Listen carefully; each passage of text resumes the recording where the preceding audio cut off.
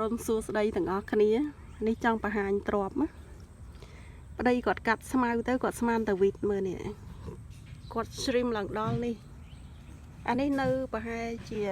1សង់ទីម៉ែត្រពីដីគាត់អត់ដុសគាត់ដុសតិចមកវិញប៉ុន្តែ3ដើមនេះនៅប្រហែល2ចង្អុលដែរទៅជាដុសល្អវិញ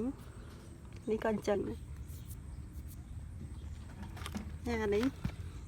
អត់កាត់វានៅទូចក្រិន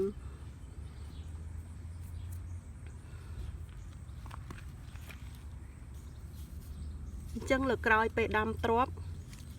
ដាំពីខែ6នេះកាត់ខែ7 2ខែក្រោយកាត់ហើយនៅតែ2ឆ្នាំងដៃ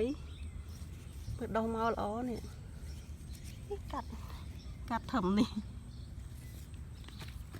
គឺដាច់ស្ពើរៀនអត់កាត់នៅទៀត